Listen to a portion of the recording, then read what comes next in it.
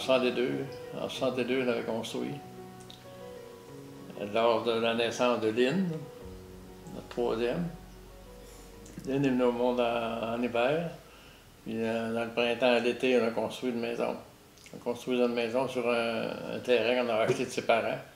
Les autres, ils prenaient de l'eau aussi, fait qu'ils commençaient à vendre des affaires. On avait acheté un coin pour ça.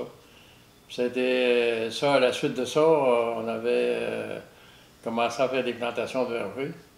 Au printemps 1960, on avait même des pommiers plantés avant d'avoir bâti. En tout cas, en 62, on a bâti. À la suite de ça, ben, on a augmenté le verger tous les ans un peu, là, surtout dans les années 80. C'est là que le plus gros des plantations a été fait. Parce qu'on avait acheté le balance de la ferme en question. On avait acheté un petit lot au début. Après ça, on va acheter la ferme au complet pour avoir le verger qu'on connaît aujourd'hui. Aujourd'hui, il y a environ 10 000 arbres. Il y a 2800 arbres de poires. Et on était les uniques planteurs d'arbres de poiriers au Québec au moment de la plantation de ça en 84. Qui était vraiment méconnu en région, même au niveau du Québec. J'essayais d'avoir des renseignements au niveau des agronomes provinciaux. De toute façon, l'idée était faite quand j'en avais parlé, c'était M. Granvella, qui était agronome du fédéral. Il me dit on n'a vraiment rien pour t'aider, mais il dit, en tout cas, c'est un affaire qui est envisageable. C'est là qu'on fait la première plantation de poiriers en 85, je crois, 84 ou 85, de 1100 arbres. Et supposément que c'était audacieux pas mal, mais j'avais confiance parce que déjà dans le verger, on avait 2 arbres de poiriers qu'on avait plantés longtemps avant ça. Un hasard qu'on avait eu d'avoir quelques arbres de poire qu'on avait plantés. Et les pommiers mouraient de chaque côté de tout ça, puis les poiriers, la récolte à pleine capacité 2 ans après le gel de 81. Fait que c'est là, moi-même, j'étais convaincu que ça pouvait se faire. Moi, je vais te dire, j'ai jamais travaillé dans le verger, ça je te le dis. Puis des fois, je voulais y aller lui aider, puis il me disait, t'as assez d'ouvrages à la maison pour tes affaires, occupe-toi de ça. Fait que moi, je m'occupais de comptabilité, de la publicité, puis je faisais les petits pots, les confitures, les affaires de bain.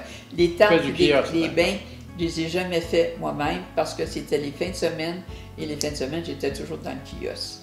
Puis pas juste les fins de semaine, j'étais 7 jours dans le kiosque. Quand je faisais des pots, c'était ça le soir. Ou l'hiver, que je pouvais faire de la gelée, j'en faisais l'hiver. Mais à minute que le mois d'août arrivait, j'étais 7 jours dans le kiosque. Fait que là, on avait un employé qui faisait les tartes puis les bains. Les pots, ça se pouvait être fait. Puis là, dans ce temps-là, je faisais mes étiquettes moi-même. Puis je faisais, tu sais, pas mal tout. On commençait, il fallait s'organiser nous-mêmes aussi. Il fallait s'organiser pour pas que ça coûte meilleur marché, là, tu sais. Les souvenirs que j'ai, c'est qu'on avait beaucoup de gens, des amis puis de la parenté qui venaient parce qu'on avait un verger. Ah ben oui. Puis ici, moi, je suis recevant, j'aimais ça avoir de la visite. Fait que, on avait tout le temps quelqu'un qui venait de hey, comment c'est que vous êtes rendu? Puis on avait planté d'autres. Puis en fleurs, bien là, ça venait prendre des photos. Puis il venait. J'ai un beau souvenir d'avoir vécu dans un verger. Oui.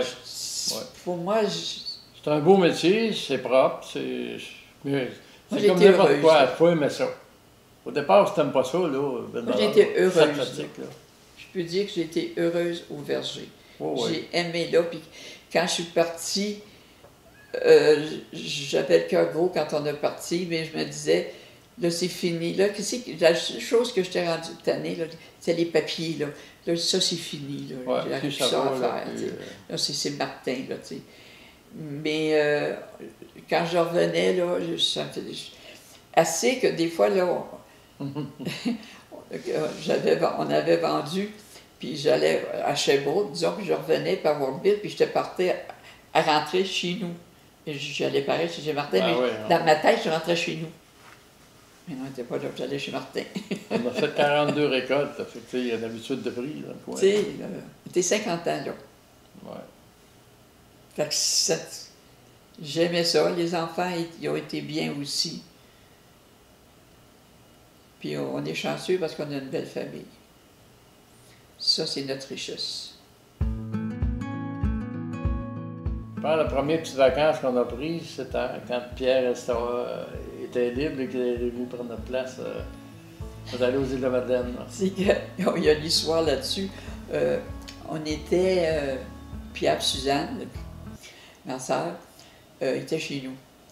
Et un couple qui vient, un couple d'amis, Claude et Suzanne, ils viennent à la maison. Et puis, ils s'en allaient aux îles de la Madeleine. Puis ils sont venus dire, venez avec nous autres, venez avec nous autres, venez avec nous autres. Mais nous autres, on ouvrait le kiosque le 4 septembre. 7 août. 4 août, oui, c'est vrai. Et c'était là qu'ils partaient. Je dis, on ne peut pas partir, on ouvre le kiosque.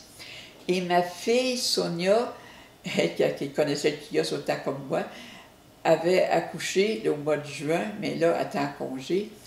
Donc Pierre, lui, dans sa tête, il voulait en parler à Suzanne, si j'irais passer la semaine là pour ouvrir le kiosque avec Sonia. Sonia pourrait s'en venir le matin avec son bébé puis s'en venir. Puis quand j'aurais besoin d'elle, je lui demanderais. Et puis on pensait tous les deux la même affaire, mais ils voulaient s'en parler avant s'ils étaient d'accord l'un et l'autre. Et on dit, allez-y, acceptez. Pierre a dit, je vais descendre passer la semaine. Fait que là, on se met à se regarder, ben oui, finalement, on appelle Claude, puis on a dit oui. Fait que Pierre est descendu, puis a passé la semaine chez nous. En plus, on faisait le char allégorique de lait, puis c'était nous autres qui faisions le Compton. Puis là, on était après le faire, on avait peinturé, on faisait comme de raisin un pommier, puis j'avais peut-être faire un ensemble de style grand-mère, c'était ma petite fille qui était sur le chariot, puis on faisait une clôture, il fallait peinturer ça. Pierre a dit, je vais peinturer, moi dans mon temps libre, mettez-moi tout ça. Puis ils ont fait le char avec Sonia. Ils ont regardé le kiosque, puis on est allé aux îles de la Madeleine, puis on a fait un beau voyage, on a eu du plaisir épouvantable. Notre premier voyage qu'on sortait. Ben oui. On était chanceux d'avoir une relève, parce qu'on avait juste un garçon. On avait 4 filles, puis un garçon.